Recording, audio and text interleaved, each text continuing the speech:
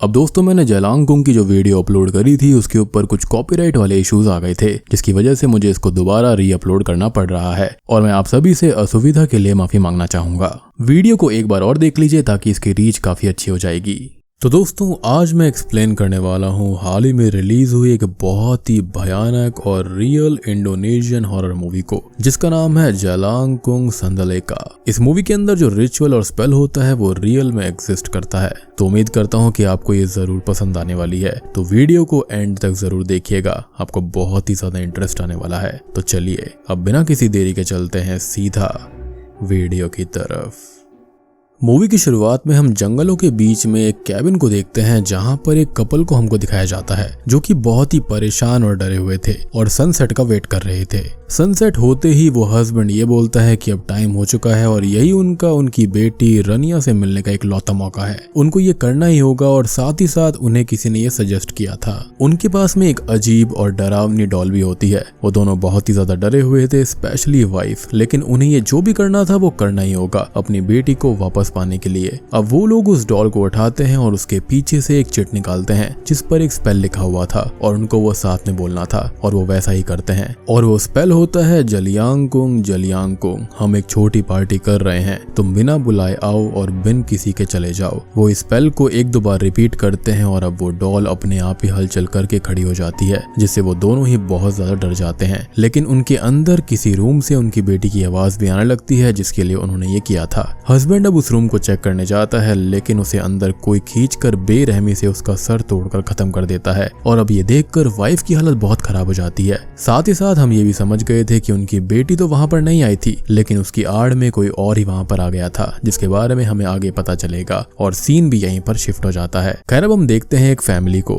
जिसके अंदर एड्रियन, उसकी second wife Sandra, second wife का बेटा किनान जो कि 10 साल का है, और उसकी पहली बेटी निकी जो कि एक टीनेजर है, यानी कि उसकी पहली बीवी की बेटी। सैंड्रा और एड्रियन की शादी 10 साल पहले हुई थी और इस तरह सैंड्रा निकी की स्टेप मदर है और किनान यहाँ पर स्टेप ब्रदर, जिनसे वो थोड़ी बहुत कटी हुई सी रहती है। मींस उसको चीजों को एक्सेप्ट करने में अपना खुद का टाइम लगेगा, एज जब ये सब हुआ था तब उसकी खुद की उम्र काफी कम थी और उसकी रियल मदर अभी इस दुनिया में नहीं है। वो लोग ट्रिप पर निकलते हैं और घूमते हुए अपने डेस्टिनेशन पर जा रहे थे और रास्ते में सैंड्रा एड्रियन से निकी के बारे में बात करती है कि वो उसे अभी तक एक्सेप्ट नहीं कर पाई है और उसे ये बिल्कुल भी अच्छा नहीं लगता क्योंकि वो उसकी माँ है और चीजों का ख्याल रखते हुए डिफरेंसेस आ रहे हैं। जिस पर एड्रियन बोलता है कि वो निकी से बात करेगा। उसका बेटा किनान और निकी का एक ठीक ठाक बॉन्ड है, बहुत अच्छा नहीं है लेकिन बुरा तो कहीं से नहीं। अब वो लोग घूमते हुए एक एरिया में पहुंच जाते हैं और वहां पर एंजॉय करने लगते हैं। साथ ही साथ एड्रियन भी निकी से बात करके उसको समझाता है कि वो अपनी मदर को एक्सेप्ट कर ले और उसकी जो भी शिकायतें या फिर जरूरतें हैं वो उनको पूरी कर देगा। अब वो और सैंड्रा नेचर का मजा लेने लगते हैं। वहां पर निकी आसपास घूम रही होती है और किनान भी यहाँ वहां घूमकर पिक्चर्स ले रहा था। एड्रियन अब निकी को किनान के साथ जाने को बोलता है क्योंकि वो छोटा है और यहाँ वहां ना चला जाए। अब किनान जंगल में घूमते हुए पिक्चर्स को क्लिक करते हुए आगे बढ़ रहा था और निकी उसे रोकते हुए खुद यहाँ वहां घूमते हुए उसके पीछे पीछे चल रही थी।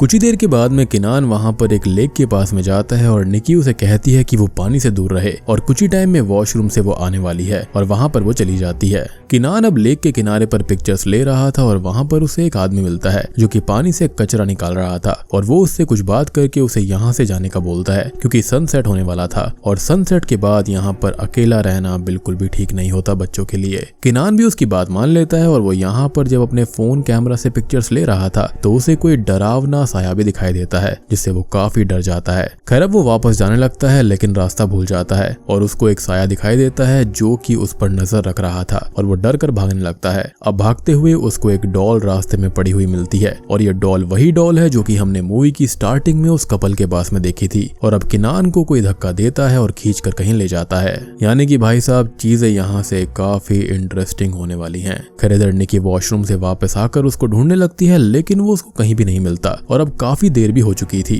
वो एड्रियन और सैंड्रा को जाकर ये बात बताती है तो वो लोग भी परेशान हो जाते हैं और किनान को कॉल करने की कोशिश करते हैं लेकिन उसका कॉल नहीं लगता। अब काफी टाइम हो गया था और एड्रियन पुलिस की हेल्प भी बुला लेता है उसको ढूंढने के लिए, जो कि प्रोसीजर के तौर पर सबसे पहले लेक को ही चेक करते हैं, जिससे उन तीनों को और भी ज्यादा टेंशन होने लगती है। और सैंड्रा निकी पर गुस्सा कर रही थी कि उसने किनान को अकेला अकेला छोड़ दिया था। हालांकि उस बेचारे की कोई भी गलती नहीं थी और एड्रियन उन दोनों को ही संभालने की कोशिश कर रहा था, यानी कि बेचारा बाप यहाँ पर बीच में पिस रहा होता है। अब वो पुलिस ऑफिसर माजिद से बात करने जाता है, जहाँ पर शुरुआत में तो वो उनको सहानुभूति देता है, जिस पर वो बोलता है कि सहानुभूति गुजरे हुए लोगों के लिए होती है और उसका बेटा भी जिंदा है, जिसे वो लोग जल्दी ही ढूंढ लें क्योंकि ऑलमोस्ट 7 घंटे से ज्यादा हो चुके हैं। माजिद उसको दिलासा देता है, लेकिन वो जानता था कि इतनी जल्दी और बारिश के टाइम पर सर्चिंग जल्दी खत्म नहीं होगी, तो वो उन लोगों को उसके ऑफिशियल रेसिडेंस पर चलकर रहने के लिए बोलता है, जो कि यहीं पर आसपास था, जिस पर एड्रियन मान भी जाता है क्योंकि सैंड्रा अभी फिलहाल प्रेग्नेंट है। साथ ही साथ निकी को भी रेस्ट की जरूरत थी।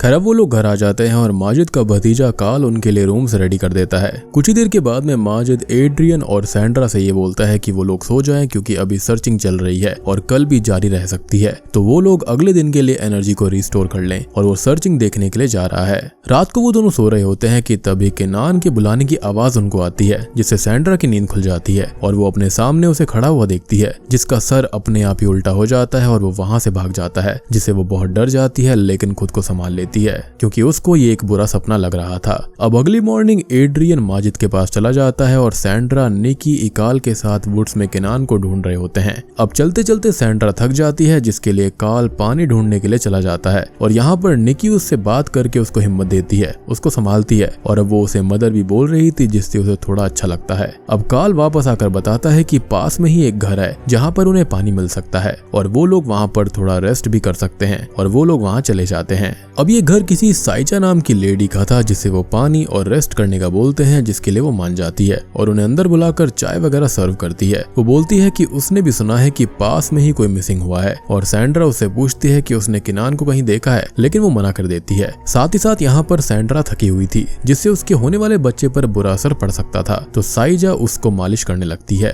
अब मौसम बिगड़ने लगा था, तो कार्ल और निकी डिसाइड करते हैं कि वो दोनों जाकर कार लेकर आते हैं। तब तक सैंड्रा यहाँ पर रेस्ट करे, जिसके लिए वो मान जाती है और वो दोनों वहाँ से निकल भी जाते हैं। अब रास्ते में बारिश होने लगी थी और निकी को तभी अपने फोन के ऊपर सिग्नल्स मिलते हैं और वो चाइल्ड ट्रैकिंग ऐप ऑन करके देखती है, तो पास में ही केनान के फोन की लोकेशन शो हो रही थी। वो दोनों उस साइड पर जाते हैं तो उन्हें वो डॉल पड़ी हुई मिलती है, जिसकी पिक्चर कार्ल ले लेता है और निकी बोलती है कि ये डॉल किडनैपर की हो सकती है, तो वो उसको रख लेती है। अब उसे पास में ही एक गड्ढे से केनान के फोन की आवाज आती है, तो वो उस गड्ढे में हाथ डालकर फोन निकालने की कोशिश करती है, लेकिन फोन वहां पर नहीं था, लेकिन उल्टा कोई उसका हाथ पकड़ लेता है और उसे अंदर खींचने लगता है और इससे कार्ल उसको बचाता है और अब उन्हें उस होल में कोई गोस्टली फिगर दिखाई देती है, जो कि उनको गुस्से में देखती है और वो इससे बहुत ज्यादा डर जाते हैं। अब वो दोनों वहां से भागकर एड्रियन के पास जाते हैं, लेकिन अभी उसे कुछ नहीं बताते और उसके साथ सैंड्रा को पिक करने चले जाते हैं। अब रात तक वो लोग माजिद के घर आ जाते हैं और सबको अंदर भेजकर एड्रियन माजिद से बात करने लग जाता है और बोलता है कि 20 दिन हो चुके हैं और अभी तक उसे उसका बेटा नहीं मिला और ये कोई किडनैपिंग हो सकती है। इस पर माजिद बोलता है कि किडनैपिंग में रैंसम के लिए कांटेक्ट किया जाता है, कोई ट्रेस मिलता है, लेकिन यहाँ पर ऐसा कुछ भी नहीं है। उसे एक पैटर्न दिखाई देता है कि यहाँ पर अक्सर बच्चे गायब होते रहते हैं, वो भी सनसेट के बाद में, और जब दूसरा बच्चा भी गायब होता है तो पहला बच्चा मिलता है, वो भी डेड। और ये सुनकर एड्रियन और परेशान हो जाता है, लेकिन खुद को हिम्मत देता है कि केनान अभी भी जिंदा है। अब बाहर कार्ल और निकी बात कर रहे होते हैं उसके बारे में, जो कि उन्होंने वुड्स में देखा था, और अब केनान अपने एक फ्रेंड से बात करता है, जो कि बताता है कि ये चीज जिसकी पिक्चर उसने उसको भेजी है वो जियालांग कुंग है और उसके साथ वो लोग भूल कर भी ना खेलें, क्योंकि वो चीजों को समन कर सकती है और फिर वो चीजें वापस अपने रेल में नहीं जाती, और बाकी की और डिटेल्स पता करके वो उनको बताता रहेगा।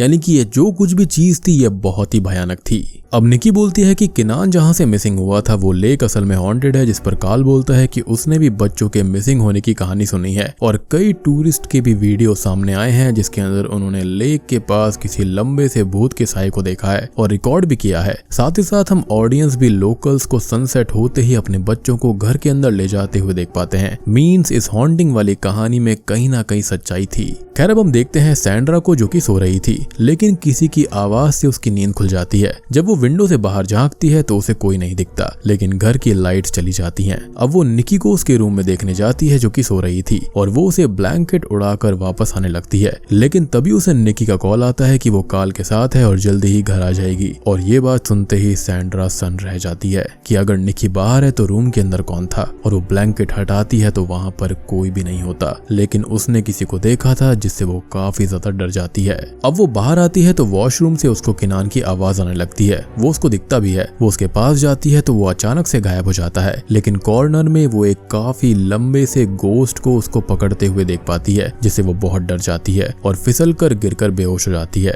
अब जब उसको होश आता है तो सब लोग उसके पास में थे, उसको संभाल रहे थे और वो उनको किनान के बारे में बताती है, लेकिन एड्रियन उसे समझाता है कि वो थकी हुई है, काफी स्ट्रेस्ड आउट है, तो वो हेलुसिनेट कर रही होगी। अब अगली सुबह एड्रियन सर्च टीम के साथ में किनान को ढूंढने निकल जाता है और इधर कार्ल और निकी मिसिंग बच्चों के बारे में बात करते हुए उनकी रिपोर्ट्स चेक कर रहे होते हैं। अब कार्ल यहाँ पर ये बोलता है कि उसके हिसाब से ये सब जो हो रहा है वो उसी डॉल की वजह से है, क्योंकि उसकी मदर को किसी का दिखना, उनका डरना एंड ऑल। लेकिन निकी इस बात को लाइटली लेती है। खैर अब वो सभी बच्चों की फोटो देखकर बोलती है कि इन सब की बॉडीज एकदम सेम हालत में ही मिली हैं और सबसे पहली बार सन 2000 के आसपास कोई लड़की गायब हुई थी और कभी ना कभी बच्चे गायब होते रहे। दूसरे के गायब होने के बाद पहले वाले की बॉडी मिलती है और वो लोग एक रिपोर्ट रनिया की भी देखते हैं, जो कि 5 साल की उम्र में गायब हुई थी और उसके पेरेंट्स को हमने स्टार्टिंग में देखा भी था। अब हम एड्रियन को देखते हैं, जो कि माजिद एंड टीम के साथ किसी आदमी के घर पर आया हुआ था छानबीन करने के लिए, जो कि लेक के पास में रहा करता था, जिसका नाम सार्नो है।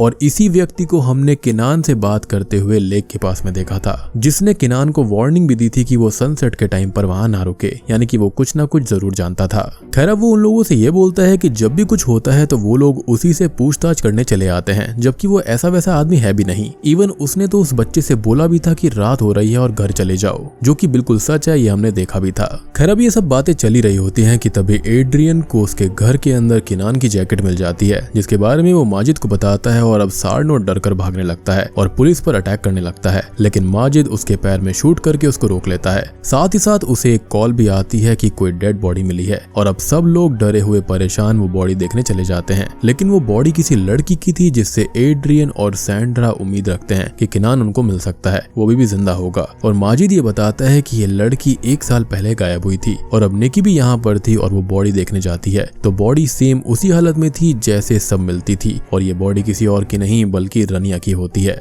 खैर अब तभी उस बॉडी या फिर डॉल के अंदर से किनान की आवाज आने लगती है और अब उस बॉडी की जगह किनान दिखाई देता है, जिसे उस टॉल गोस्ट ने पकड़ा हुआ था और वो निकी पर अटैक करती है और वो समहाउ खुद को बचाती है, जिसको कार्ल आकर संभालता है। खैर अब वो उस डॉल को देखकर ये बोलता है कि वो उसको लेकर क्यों घूम रही है, क्योंकि जो कुछ हो रहा है वो इसी डॉल की वजह से है। खैर अब हम सैंड्रा को देखते हैं, जो कि साइजा के घर पर उसको कुछ स्नैक्स देती है और बोलती है कि अगर किनान घूमते हुए यहाँ पर आ जाए तो वो उसे अपने पास रखकर उन लोगों को इन्फॉर्म कर दे और ये स्नैक्स उसके फेवरेट हैं, जिन्हें वो खाने को दे दे। सैंड्रा भी थक गई थी तो साइजा उसे घर के अंदर बुलाती है, रेस्ट करने के लिए कहती है और उसको खाना भी ऑफर करती है। खैर अब वो लोग खाना खाने लगती हैं और सैंड्रा ये पूछती है कि क्या वो अकेली रहती है, जिस पर वो बताती है कि नहीं, वो अपनी बेटी इंगी के साथ रहती है, जो कि अपने रूम में है, और वो इंगी को बुलाती है, जो कि बाहर नहीं आती। खैर अब इधर निकी और कार्ल पुलिस स्टेशन में आकर मिसिंग बच्चों की बिलोंगिंग्स को चेक करते हैं, जिसमें से एक में उस डॉल जैसा एक सर का टुकड़ा मिलता है, जिसके साथ में एक चिट भी होती है, लेकिन वो आधी थी।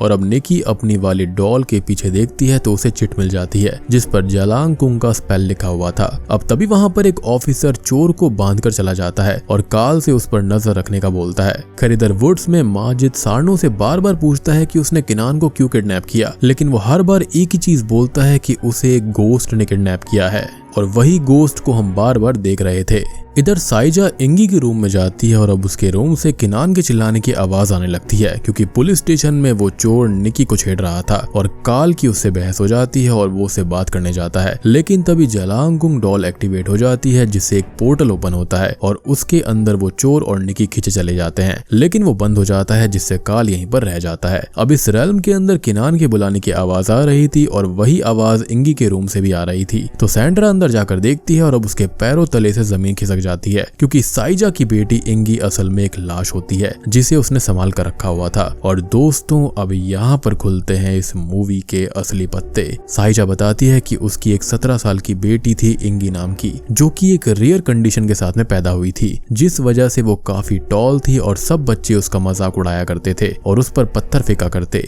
अब एक दिन वो हिम्मत हार गई और उसने लेक में डूबकर अपनी जान दे दी, लेकिन साइजा ने उसकी बॉडी को बाहर निकाला और उसे वापस लाने के लिए शेमन सार्नो से बात की, जिसने बताया कि अब वो किसी दूसरे रेल में फंस गई है और उसने ही बहुत सारी वो डॉल्स बनाई उससे कांटेक्ट करने के लिए, यानी कि उसकी स्पिरिट किसी और रेल में फंस गई थी। इंगी से दूसरे रेल में कांटेक्ट होने लगा और वो अंधेरा होने के बाद कुछ पल के लिए इस दुनिया में आ जाया करती थी, लेकिन उसे वापस जाना होता था और अब उसको अपने साथ खेलने के लिए कंपनी भी चाहिए होती थी। और ऐसे शुरू होता है बच्चों के मिसिंग होने वाला किस्सा, जिनको साइजा ही किडनैप कर लिया करती और इंगी को दे दिया करती थी, और जब एक से मन भर जाया करता तो दूसरा बच्चा उसको मिल जाता और पहले की डेड बॉडी बाहर आती इस दुनिया के अंदर। ऑब्वियस सी बात है कि अगर आप स्पिरिट वर्ल्ड में रियल बॉडी लेकर जाओगे, जिंदा बॉडी लेकर जाओगे, तो आपकी वापस लाश ही आने वाली है, क्योंकि वो दुनिया खाली स्पिरिट्स के लिए होती है, ना कि रियल इंसान के लिए। खैर अब इधर उस रेल्म के अंदर वो चोर और निकी जा पहुंचे थे और निकी किनान की आवाज को फॉलो करते हुए एक घर तक पहुंच जाती है, जो कि कुछ और नहीं बल्कि साइजा का ही घर होता है, यानी कि स्पिरिट वर्ल्ड के अंदर हूबहू मिरर कॉपी, क्योंकि इसी रेल्म के अंदर बच्चों को कैद करके रखा जाता है और उसको किनान वहां पर मिल भी जाता है, जिसको अंधा करके रखा गया था, और ये इसलिए ताकि वो इंगी को देखकर भाग ना जाए। खैर अब निकी उसको छुड़ाती है और बचा कर ले जाने लगती है, लेकिन तभी इंगी का गोस्ट वहां पर आ जाता है और पहले तो उस चोर को खत्म कर देता है और उसके बाद उनके पीछे पड़ जाता है, यानी कि इंगी की स्पिरिट उनके पीछे पड़ गई थी। खैर निकी अब जल्दी ही घर के अंदर जाकर जलांगुंग स्पेल पढ़ती है और पोर्टल ओपन हो जाता है, जिससे वो रियल वर्ल्ड के साइजा के घर में आ जाती है, लेकिन इंगी उसके पीछे थी, जो कि किनान को पकड़ लेती है और अब निकी उसके सर में उस डॉल को स्टैब कर देती है, जिससे वो पीछे चली जाती है और पोर्टल भी बंद हो जाता है। अब साइजा ये देखकर गुस्सा हो जाती है कि उन्होंने उनकी बेटी की स्पिरिट का यहाँ पर फिर से मजाक बना दिया। बेसिकली साइजा यहाँ पर पूरी तरह से पागल हो गई थी और अपनी बेटी की मौत को एक्सेप्ट नहीं कर पा रही थी, तो उसने स्पिरिट वर्ल्ड से भी अपनी बेटी को यहाँ बुला लिया। खैर वो उन लोगों पर अटैक करती है, जिससे वो तीनों ही घायल हो जाते हैं, लेकिन तभी काल वहाँ पर आकर उनको बचा लेता है। अब वो लोग वहाँ से भागने लगते हैं, लेकिन साइजा अभी भी जिंदा थी और वो उनका पीछा कर रही थी और वो कार में आ जाती है, लेकिन वो उसका सर विंडो से बाहर कर देते हैं और अब एक पोल में टकराने से उसकी मौत हो जाती है। खैर अब अगले सीन में माजिद उन लोगों के पास में था और अब उसने सारी रिपोर्ट्स तैयार करके केस को क्लोज कर दिया था। एज कल्प्रिट मिल चुका था और एड्रियन अपनी फैमिली के साथ वहाँ से चला जाता है, लेकिन तभी हम रास्ते में बैठे हुए सार्नो को देख पाते हैं, जिसके हाथ में वही डॉल थी, यानी कि साइजा ने उसको पहले ही कह रखा था कि अगर वो ना भी रहे तो उसकी बेटी को खेलने के लिए बच्चे मिलते रहने चाहिए, और वहाँ पर वो जलांगुंग स्पेल बोलने लगता है। मीन्स कहानी अभी भी बाकी है और आगे बहुत भयानक चीजें होने वाली थी, और बूम, इसी के साथ में जलांगुंग मूवी यहीं पर खत्म हो जाती है। तो दोस्तों ये थी जलांगुंग संदलेगा मूवी की कहानी। उम्मीद करता हूँ कि आपको ये पसंद आई होगी। पसंद आई है तो वीडियो को लाइक कर देना और अपने फेवरेट पार्ट को कमेंट सेक्शन में जरूर लिखना। चैनल के ऊपर नए हैं तो सब्सक्राइब जरूर कर देना। तो मैं आप सबको मिलता हूँ अगली वीडियो के साथ में, तब तक के लिए